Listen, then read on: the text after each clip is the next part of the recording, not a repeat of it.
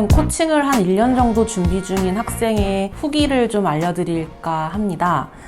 이 친구는 심각한 무기력에 시달리고 있었던 아이고, 게임 관련된 중독 증상을 보였었고, 그리고 등교 거부를 하던 아이였어요. 아프다고 학교를 빠지기도 했었고, 무단으로 빠지기도 했었고, 코로나의 영향이 아마 컸을 거라고 봅니다, 저희는. 그래서 이 친구는 심리 코칭과 함께 학습 코칭을 병행을 했었어요. 그리고 학습 코칭보다는 심리 코칭의 비중을 조금 더 많이 두었었고요. 이 친구가 1년 정도 코칭을 진행하는 과정에서 스스로 되게 많이 좋아졌다고 느껴서 어떤 게 어떻게 얼마나 좋아졌는지를 확인하는 시간을 가졌어요. 그래서 이런 걸 작성을 해봤는데요. 오늘 이거를 보여드리면서 이 친구가 얼마나 좋아졌는지를 말씀드리려고 합니다.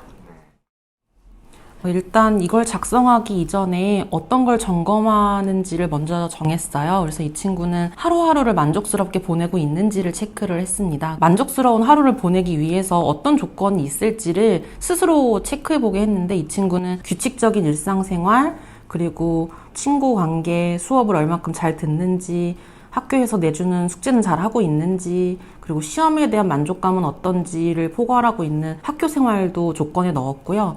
그런 다음에 매일매일 해야 되는 학습도 넣었고, 그리고 빠질 수 없는 게임, 여가 생활도 넣었습니다. 이 친구는 현재가 굉장히 만족스러운 상태여서 만족스러웠을 때와 불만족스러웠을 때 중 현재를 만족스러웠을 때로 결정을 하고 이 표를 작성을 했어요. 하루를 만족스럽게 보낼 수 있는 이 조건들 중에서 어떤 게 우선이 되는지 우선순위도 같이 결정을 해봤는데요.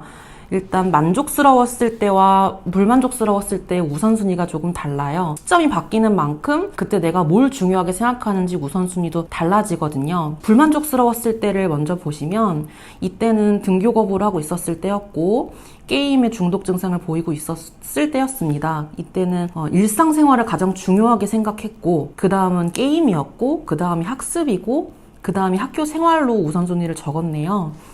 일상생활이 어땠는지를 물어봤더니 기분이 안 좋을 수밖에 없는 패턴이었다라고 얘기를 해요. 아침에 학교 가기 위해서 일찍 일어나는 거, 그리고 밤에 일찍 자는 거, 중간중간에 핸드폰을 해야 될 때와 하지 않아야 될 때, 그 게임 시간을 얼만큼 가져야 하는지, 이런 일상생활의 루틴이 있어야 하는데 그 루틴이 잡혀있지 않아서 이 친구는 사람의 패턴이 아니었다라고 얘기를 하더라고요. 그리고 두 번째 게임이었는데요.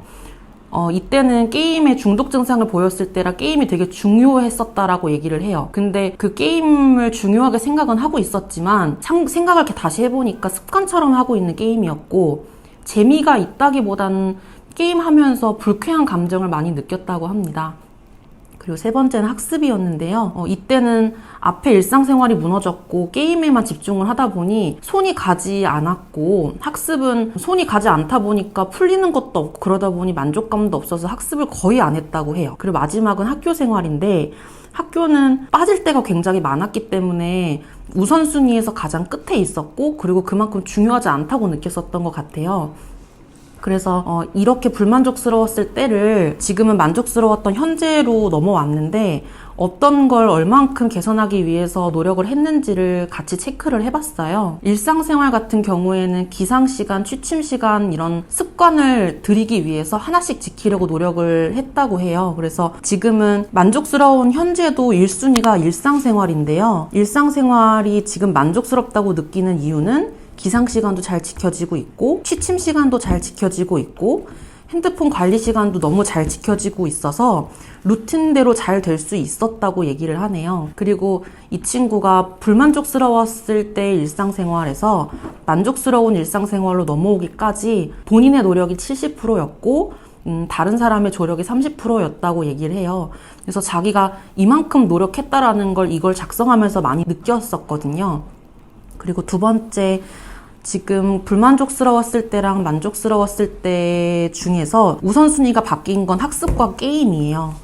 학습이 2순위로 올라왔던 이유는 뭔가 불만족스러웠을 때보다 시도할 수 있는 힘이 생겼고, 그러다 보니 공부가 잘 되거나 어려운 문제를 만났을 때도 뭔가 하기 싫다거나 뒤로 물러서지 않고 계속 풀려고 노력하는, 시도하려는 모습을 계속 보여줬다고 하더라고요. 그래서 이 친구가 이걸 작성하면서 이전에는 어려운 문제가 있거나 막히는 부분이 있으면 손을 대지 않았는데 지금은 어려운 문제를 만나도 이걸 해결하기 위한 시도하려는 힘이 자기가 커졌다라고 얘기를 했어요. 그리고 세 번째 순위는 게임인데요.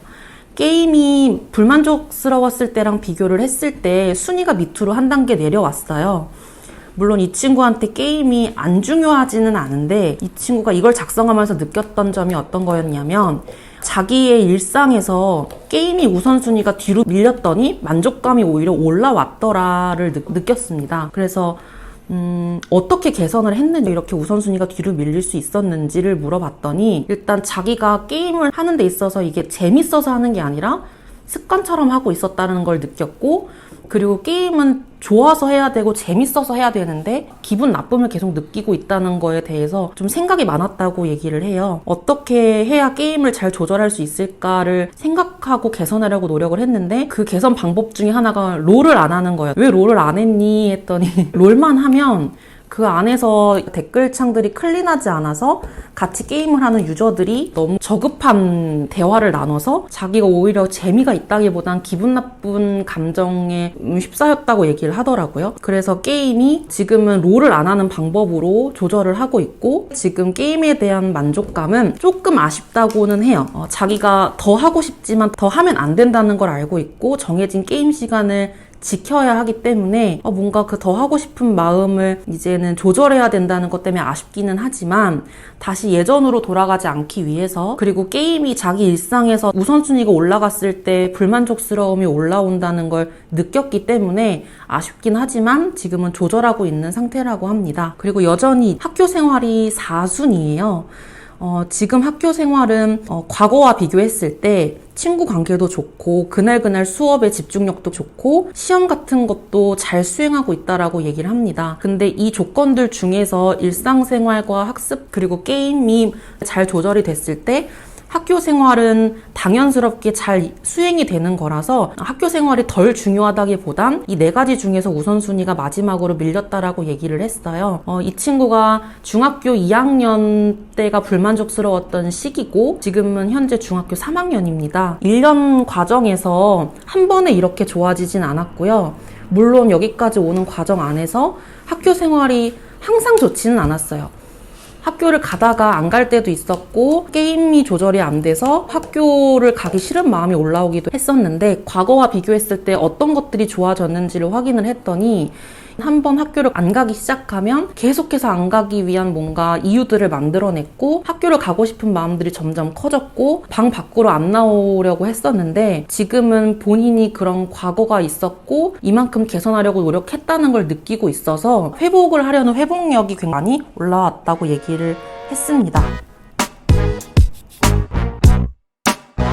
이 친구를 1년 정도 코칭하는 과정에서 굉장히 다양한 에피소드가 있었어요. 박사님이랑 저희가 집으로 가정 방문을 한 3번, 4번 정도 했었고 그 과정에서 문전박대 당하는 경우도 있었고요. 아이가 문을 안 열어줬어요. 얘기하기 싫다고. 그래서 허탕치고 돌아오는 날도 있었고 또 가서 핸드폰 때문에 컴퓨터 게임 시간을 조절하는 것 때문에 이 친구가 또 일상이 무너졌을 땐 또 가정 방문을 해서 컴퓨터를 떼기도 했었고 핸드폰을 조절하는 걸 온 가족들이 모여 앉아서 결정하기도 했었고 진짜 쉽지 않은 과정이었습니다. 근데 이 친구가 저희 코칭을 잘 따라와 줬고 그리고 1년 동안 본인의 노력도 안 한 것이 아니라 이런 발전이 있었다고 봅니다. 근데 이 친구가 지금 느끼고 있는 불안감이 있어요. 자기가 다시 과거로 돌아가면 어떡하지? 라고 하는 심리적인 불안감이 좀 있어요. 그래서 앞으로 이 친구랑 해나가야 할 코칭의 과제는 이 친구가 과거로 돌아가면 어떡하지? 라고 하는 이 불안감을 잘 다스려주는 데 있을 거라고 생각합니다.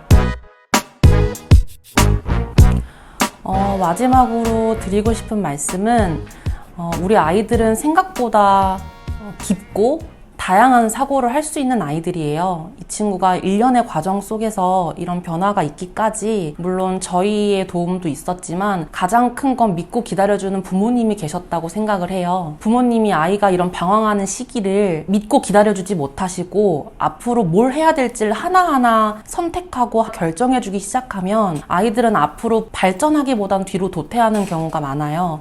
근데 친구는 지금 이런 조건들도 스스로 본인이 결정한 거고, 내가 이 안에서 어떤 걸 노력해야 되는지, 어떤 부분을 개선해야 되는지도 스스로 결정하고 스스로 생각하고 스스로 노력을 해서 이런 결과가 만들어진 거라고 생각합니다. 그래서 이 영상을 보고 계시는 많은 부모님들이 아이가 문제 상황이 발생했을 때, 아이가 어려움이 있을 때 내가 뭘 해줘야 되지? 뭘 결정해줘야 될까라는 생각보다는 아이는 반드시 좋아질 거라고 하는 이런 단단한 신뢰 그리고 믿음을 가지고 시간을 견디어서 기다려 주셨으면 좋겠습니다.